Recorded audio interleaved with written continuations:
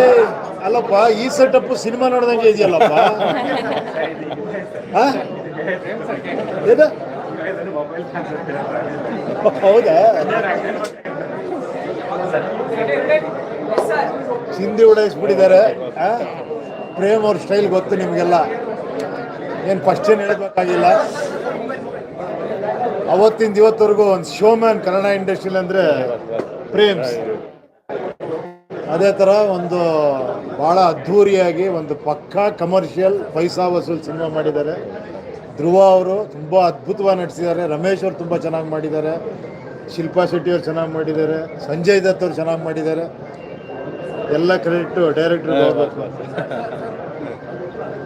ಒಂದು ಏನಂದರೆ ಒಂದು ಕಮರ್ಷಿಯಲ್ ಸಿನಿಮಾ ಆ ಸೆಟಪ್ಪಲ್ಲಿ ನೋಡಬೇಕಂದ್ರೆ ಅದು ಈ ಥರ ಡೈರೆಕ್ಟ್ರೇ ಬೇಕು.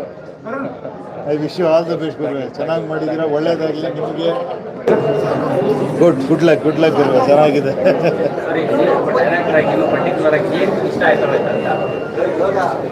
ಅಲ್ಲ, ಇದು ಮಾಡಿರೋದೇ ಇಷ್ಟಪಡೋದಕ್ಕೋಸ್ಕರ. ಏನು ಹೇಳಿ, ಪ್ರತಿ ಸೀನ್ ಅಷ್ಟು ಇಷ್ಟಪಟ್ಟು ಮಾಡಿದ್ದಾರೆ. ನಮ್ಮ ರೀಶ್ಮಾ ನಾಣಯ್ಯ ಅವರು ಅದ್ಭುತವಾಗಿ ಅಭಿನಯ ಮಾಡಿದ್ದಾರೆ. ಎಲ್ಲರೂ ಅದ್ಭುತವಾಗಿ ಮಾಡಿದ್ದಾರೆ. ಧ್ರುವ ಅವರಂತೂ ಏನು ಹೇಳಿ ಲೈಫೇ ಕೊಟ್ಬಿಟ್ಟಿದ್ದಾರೆ ಈ ಪಿಕ್ಚರ್ಗೆ.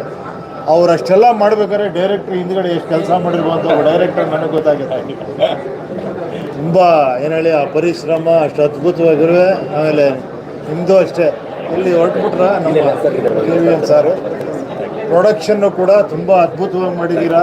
ಸಾಂಗ್ಸ್ಗಳು ತುಂಬ ಚೆನ್ನಾಗಿದೆ. ಎದ್ದು ಕುಣಿಯೋ ಥರ ಇದೆ. ಇದು ಮಾಸಲ್ಲೇ ನೋಡಬೇಕಿದೆ.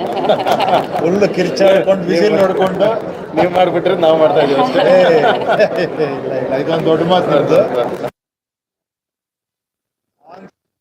ಮಜವಾಗಿದೆ, ಡ್ಯಾನ್ಸ್ ಎಲ್ಲವೂ ಚೆನ್ನಾಗಿದೆ. ಎಲ್ಲ ಈ ಪೀಕಲ್ಲಿದೆ. ಎಲ್ಲ ಒಂದು ರೇಂಜ್ ತಿರುಗಿಸಿದ್ರೆ ಒಳ್ಳೇದಾಗಿ.